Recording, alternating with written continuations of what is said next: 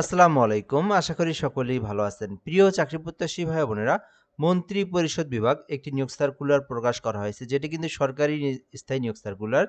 তো এই নিয়োগ সার্কুলারে কিন্তু বাংলাদেশের সকল জেলার প্রার্থীরাই আবেদন করতে পারবেন। ছেলে-মেয়ে উভয় প্রার্থীরা আবেদন করতে পারবেন। তো আজকের ভিডিওতে এই নিয়োগ সার্কুলার নিয়ে তথ্যগুলো আপনাদেরকে জানানোর চেষ্টা করব। পদের নাম, পদের সংখ্যা, বেতন স্কেল, কিভাবে আবেদন করবেন, সকল প্রসেসটা এই ভিডিওর মাধ্যমেই থাকছে।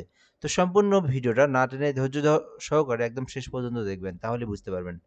আরেকটা বিষয় হচ্ছে, আমাদের চ্যানেলে যারা নতুন আছেন, ভিডিওটা যারা দেখতেছেন নতুন, অবশ্যই চ্যানেলটি সাবস্ক্রাইব করে রাখবেন। আর ফেসবুক থেকে যারা দেখতেছেন জব প্লাস বিডি থেকে, অবশ্যই পেজটি ফলো দিয়ে রাখবেন। তাহলে বাংলাদেশের সরকারি সকল নিয়োগ সার্কুলার আপনি সবার আগে আমাদের মাধ্যমে জানতে পারবেন। এটি মন্ত্রী পরিষদ বিভাগের নিয়োগ সার্কুলার, যেটা হচ্ছে দুইটাতে নিয়োগ সার্কুলার প্রকাশ করা হয়েছে। অর্থাৎ এখানে দুইটা ইউনিট আছে, একটা হচ্ছে মন্ত্রী পরিষদ বিভাগের ইউনিট, আর একটা হচ্ছে তোষাখানা ইউনিট রয়েছে, তোষাখানা জাদুঘর যেটা। তো সেখানেও কিন্তু নিয়োগ সার্কুলার প্রকাশ করা হয়েছে। তো সম্পূর্ণ ভিডিওটা দেখলে বুঝতে পারবেন। আর এটা কিন্তু অনলাইনের মাধ্যমে আবেদন করতে হবে। তো প্রথম পদের নাম ৬০ মুদ্রাক্ষরী কাম কম্পিউটার অপারেটর, যেখানে ১৩ গ্রেডে নিয়োগ দেওয়া হবে। মোট ৫টি পদ রয়েছে।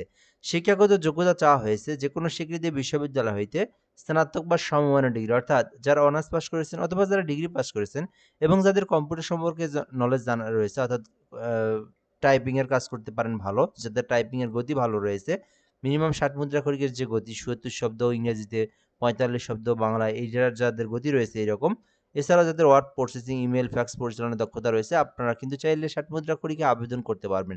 এছাড়াও এখানে কম্পিউটার অপারেটর পদ রয়েছে, যেখানে ৫টি পদ রয়েছে, ১৩ গ্রেড। শিক্ষাগত যোগ্যতা চাওয়া হয়েছে বিজ্ঞান শাখা থেকে স্নাতক ডিগ্রি, অর্থাৎ যারা সায়েন্স ডিপার্টমেন্ট থেকে অনার্স পাস করেছেন অথবা ডিগ্রি পাস করেছেন সায়েন্সের যে কোনো একটা সাবজেক্ট নিয়ে, তারা আবেদন করতে পারবেন। আর বেসিক কম্পিউটার সম্পর্কে বেসিক জ্ঞান থাকলেই আবেদন করা যাবে। এছাড়াও ৩ নম্বরে ক্যাটালগার রয়েছে, একটি পদ রয়েছে, যেখানে আবেদনের জন্য শিক্ষাগত যোগ্যতা চাওয়া হয়েছে কোনো স্বীকৃতি বিশ্ববিদ্যালয় হইতে অনন্য দ্বিতীয় শ্রেণী বা সমমানের সিজিপিএ সহ স্নাতক ডিগ্রি, অর্থাৎ যারা অনার্স পাস করেছেন অথবা যারা ডিগ্রি পাস করেছেন, আপনারা কিন্তু আবেদন করতে পারবেন ক্যাটালগার পদে, যেখানে একটি পদ রয়েছে। তো চাইলে আবেদন করতে পারেন। এছাড়াও ক্যাশিয়ার পদ রয়েছে একটি, ১৪ গ্রেড, যেখানে বলা হয়েছে কোনো স্বীকৃতি বিশ্ববিদ্যালয় হইতে বাণিজ্য বিভাগে স্নাতক ডিগ্রি, অর্থাৎ বিজনেস অ্যাডমিশন সাবজেক্ট নিয়ে বিজনেস শাখা থেকে কেউ যদি অনার্স পাস করে থাকেন অথবা ডিগ্রি পাস করে থাকেন, তাহলে আবেদন করতে পারবেন। আর এখানে কিন্তু কম্পিউটার সম্পর্কে অবশ্যই বেসিক যে নলেজগুলো, এগুলো আপনার জানা থাকতে হবে। অফিস সহকারী কাম কম্পিউটার মুদ্রাক্ষরিক রয়েছে, যেখানে ২০টি পদ রয়েছে। তো এটা কিন্তু মোটামুটি অনেক বড় একটি পদের সংখ্যা, যেখানে সর্বমোট ২০টি পদ রয়েছে, যেখানে ১৬ গ্রেডে নিয়োগ দেওয়া হবে, ঠিক আছে? আর পদের নাম অফিস সহকারী কাম কম্পিউটার মুদ্রাক্ষরিক, ১৬ গ্রেড, ২০টি পদ রয়েছে। শিক্ষাগত যোগ্যতা চাওয়া হয়েছে কোনো স্বীকৃতি বোর্ড হইতে উচ্চ মাধ্যমিক, অর্থাৎ এইচএসসি পাস। উচ্চ মাধ্যমিক বলতে আমরা কিন্তু এইচএসসি পাস বুঝাই। যারা শুধুমাত্র এইচএসসি পাস করেছেন এবং যাদের কম্পিউটার সম্পর্কে বেসিক নলেজ রয়েছে, তারা কিন্তু অফিস সহকারী কাম কম্পিউটার মুদ্রাক্ষরিক ১৬ গ্রেডের ২০টি পদের বিপরীতে আবেদন করতে পারবেন। এছাড়াও এখানে ডাটা এন্ট্রি কন্ট্রোল অপারেটর রয়েছে, যেখানে শুধুমাত্র এইচএসসি পাসে আবেদন করা যাবে। এছাড়াও এখানে কিন্তু অফিস সহায়ক পদ রয়েছে, যেখানে মোট ২৪টি পদ রয়েছে।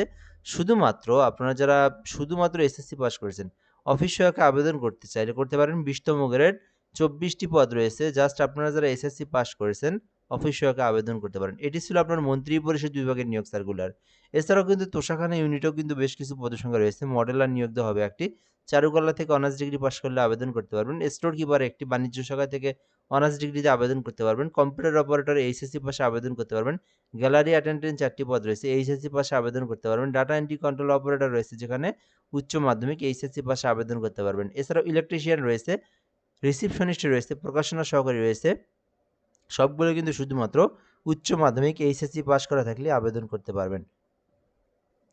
এরপরে রয়েছে নিরাপত্তা প্রহরী, যেখানে শুধুমাত্র এসএসসি পাশে আবেদন করা যাবে, একটি পদ রয়েছে। মাত্র ৫ ফুট ৫ ইঞ্চি উচ্চতা হলে আবেদন করা যাবে। এছাড়াও তোষাখানা জাদুঘরে কিন্তু অফিস সহায়ক পদ রয়েছে, ৩টি পদ রয়েছে, যেখানে শুধুমাত্র এসএসসি পাস করে আবেদন করতে পারবেন। এছাড়া পরিচ্ছন্নতা কর্মী রয়েছে, যেখানে শুধুমাত্র ৮ম শ্রেণী থাকলে আবেদন করা যাবে।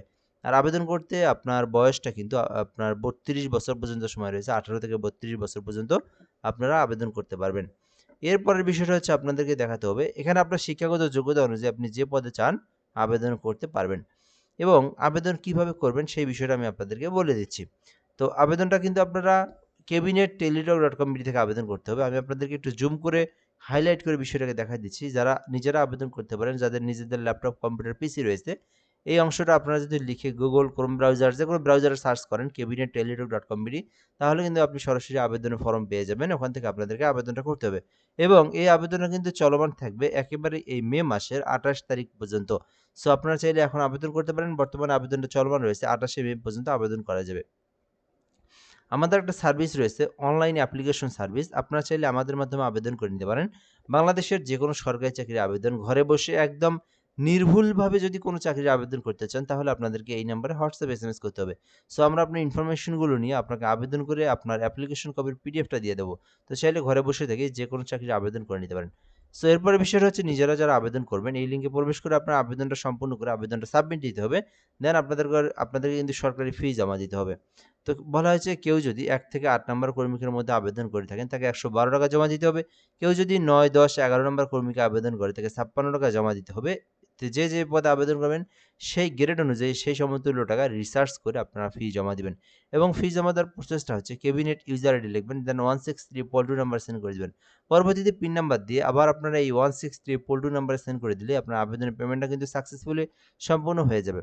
সো আশা করি এই নিয়োগ সার্কুলার নিয়ে সকল তথ্য জানতে পেরেছেন। আরও কোনো কিছু জানার থাকলে আপনারা কমেন্টে বলতে পারেন। আমরা রিপ্লাই দিয়ে জানিয়ে দেবো ইনশাআল্লাহ। ভালো থাকবেন। আসসালামু আলাইকুম।